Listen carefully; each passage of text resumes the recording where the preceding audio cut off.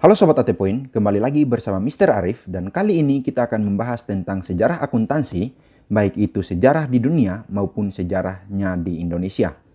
Nah, kita langsung awali pembahasan kita dari poin yang pertama yaitu sejarah akuntansi di dunia. Akuntansi telah berkembang dari masa ke masa.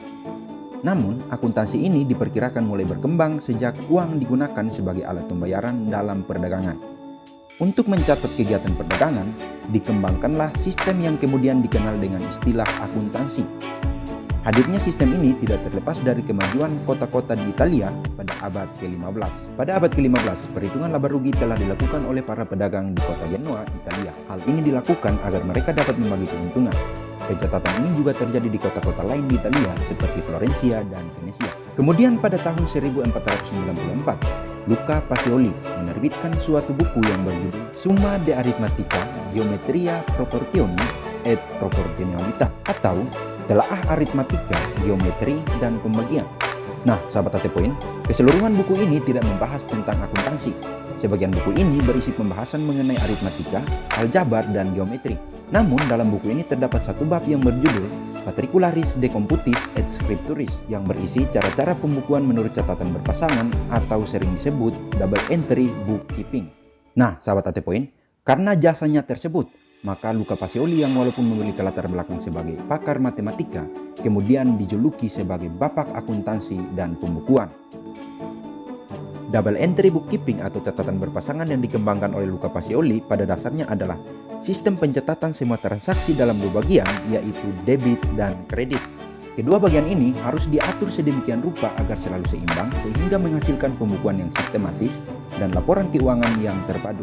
Dari pembukuan inilah dapat terlihat laba rugi, kekayaan, dan hak pemilik perusahaan.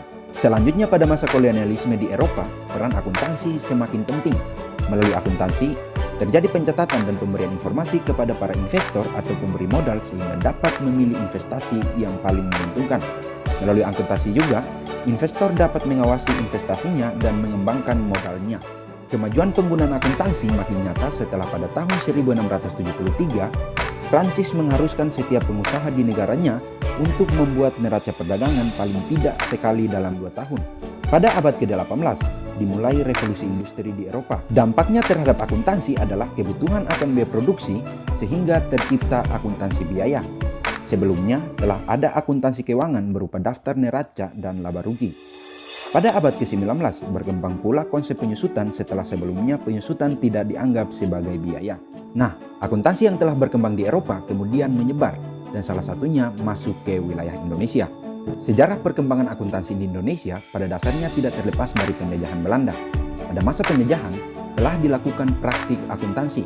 Diperkirakan sejak abad ke-18 telah ada praktik pembukuan dengan menerapkan sistem catatan berpasangan atau double entry bookkeeping yang diperkenalkan oleh Luca Pacioli. Indonesia yang dijajah oleh Belanda juga mulai mengalami perubahan.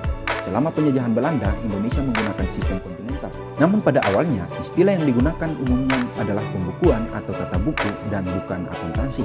Nah, penggunaan istilah tata buku atau pembukuan merupakan istilah yang sempit, karena pada dasarnya pengertian akuntansi lebih luas daripada pembukuan, di mana pembukuan merupakan bagian dari akuntansi.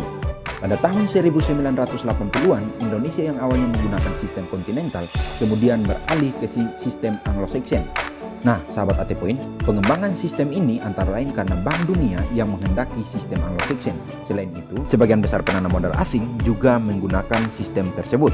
Faktor lain yang mendorong penerapan sistem Anglo-Saxon adalah sebagian besar akuntan Indonesia yang merupakan lulusan Sekolah Ekonomi Amerika Serikat, sehingga mereka menerapkan ilmunya sesuai dengan yang diperoleh. Nah, sahabat AT Point, saat ini akuntansi telah berkembang pesat dan mendapat perhatian khusus dari suatu bisnis, baik itu lokal maupun global. Pada berbagai universitas di Indonesia misalnya, akuntansi telah dibuka menjadi jurusan tersendiri dan diajarkan kepada setiap mahasiswa. Karena perkembangan akuntansi di Indonesia semakin pesat, maka pada tanggal 23 Desember 1957 dibentuklah wadah organisasi profesi akuntansi Indonesia dengan nama Ikatan Akuntansi Indonesia.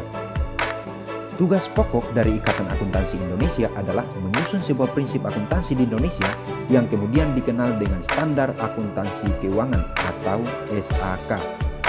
Nah, sahabat AT Point, Menjelang diaktifkannya pasar modal di Indonesia pada tahun 1973, Ikatan Akuntansi Indonesia melakukan modifikasi prinsip dan standar akuntansi yang berlaku di Indonesia dalam suatu buku yang berjudul Prinsip Akuntansi Indonesia atau PAI.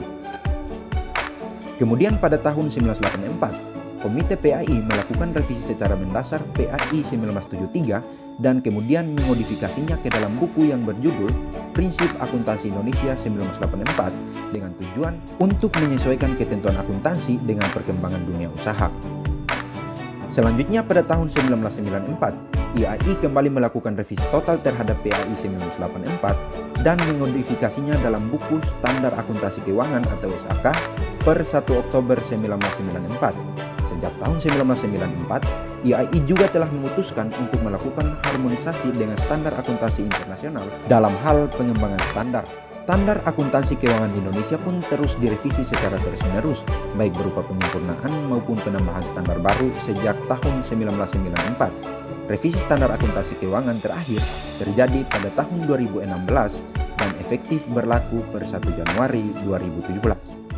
Demikian pembahasan kita kali ini tentang sejarah akuntansi. Akhir kata, terima kasih, semoga bermanfaat, dan sampai nanti.